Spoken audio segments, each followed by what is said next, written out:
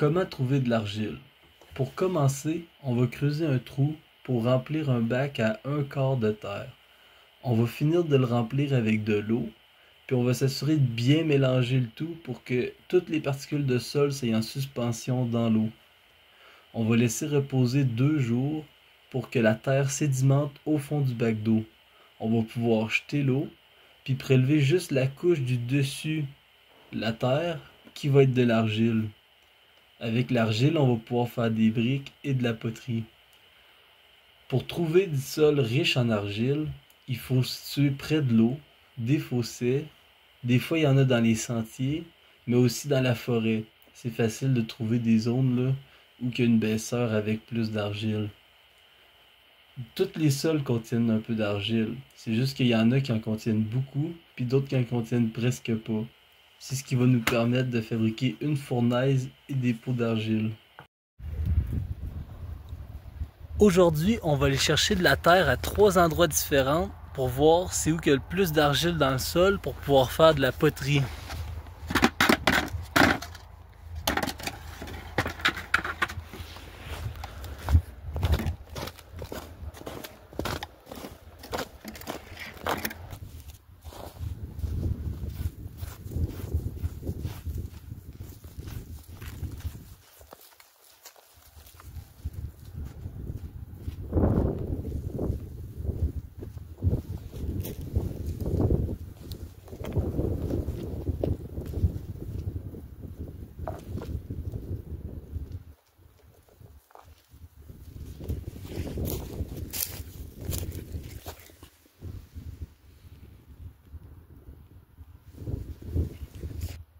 Ici, on est sur le chemin de la ferme. On voit que ici, même si ça paraît pas tant que ça dans la neige, il y a une petite baisseur.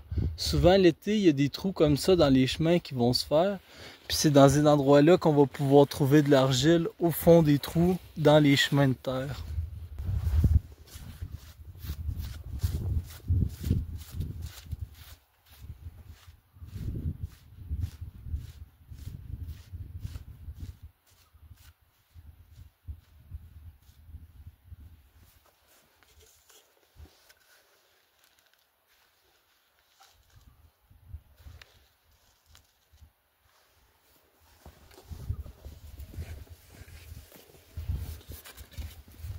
Encore une fois, on va seulement remplir le pot à 1/3 de sa capacité, même là il y en a un petit peu trop, pour vraiment permettre à la terre de décanter.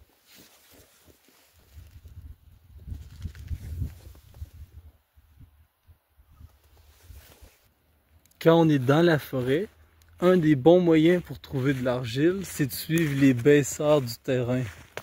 De regarder vers où le terrain penche, puis de trouver un endroit plus bas que les autres où l'eau va avoir tendance à s'accumuler. Puis c'est comme ça qu'on va trouver des spots où il y a plus d'argile dans le sol.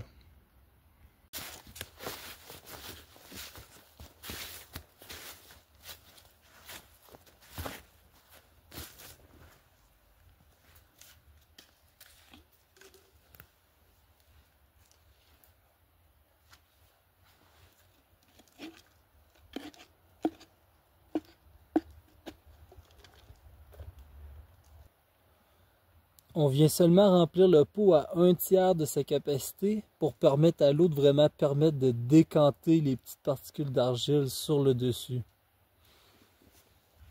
Maintenant que les petits échantillons de sol sont bien mélangés et remplis d'eau, je vais pouvoir les laisser reposer pendant une journée ou deux jusqu'à ce que l'argile s'aille toute bien séparée puis qu'on le voie vu que les pots sont transparents.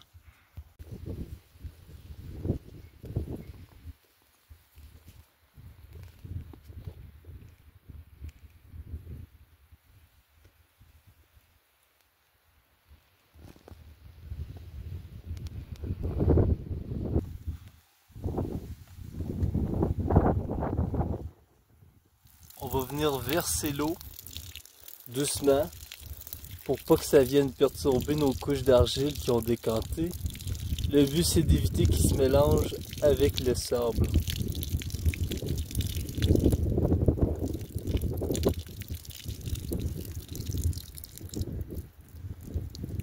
Pour savoir si l'argile est prête à être utilisée, Il suffit juste de regarder si l'argile est bien craquelée, puis là ça veut dire qu'elle est sec.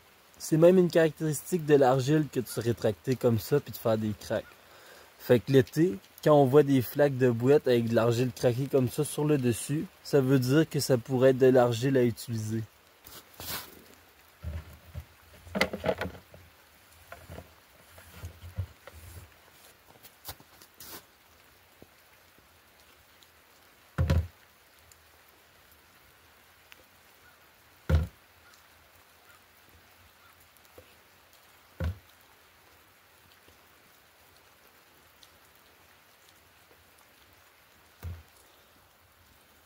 On peut voir la différence entre l'argile, qui est toute lisse, stable, puis fine, à comparer des gros grains de sable mélangés avec un peu d'argile, qui sont rugueux, bossus, puis quand on les manipule, ils gardent plein de grains qui se mélangent pas puis qui deviennent pas uniformes.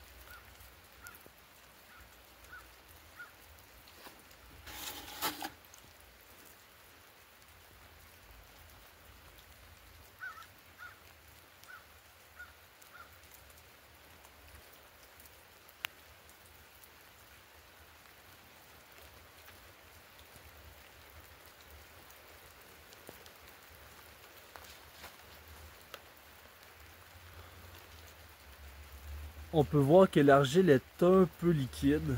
Il aurait fallu que je la laisse sécher plus longtemps pour qu'il y ait moins d'eau dans mon argile, pour que ça soit plus facile à travailler puis à manipuler. Malgré tout, je vais quand même être capable de faire sécher ce petit pot-là puis d'essayer de le faire cuire plus tard dans un feu.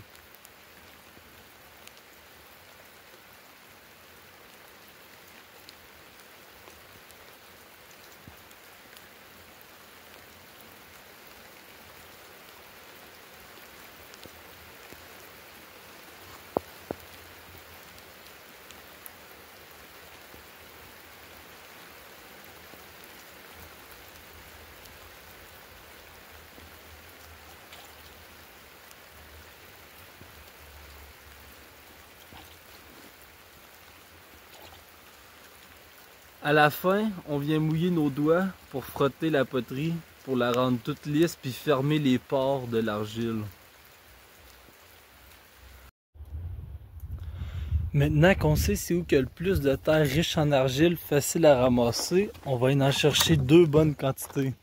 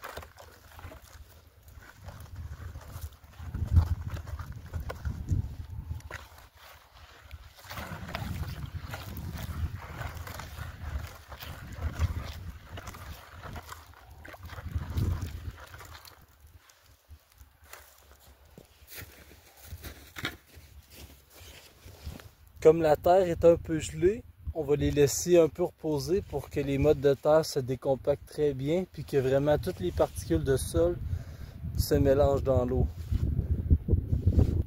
Fait que là, je vais vraiment venir agiter bien comme il faut l'eau pour vraiment que toutes les particules de terre deviennent en suspension.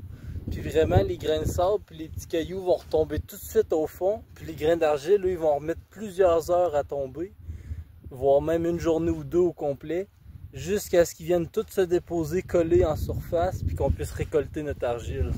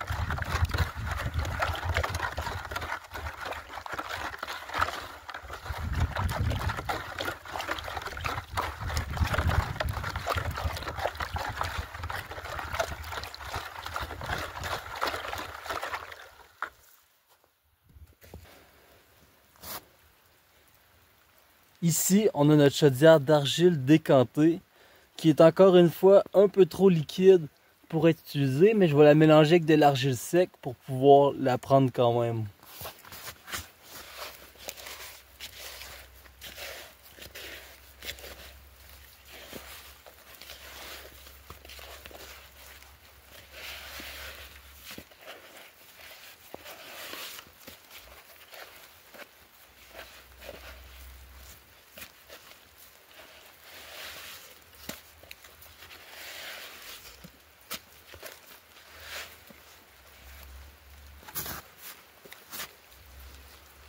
Maintenant que l'argile est assez solide pour être manipulée, je vais pouvoir la former pour que ça fasse une brique.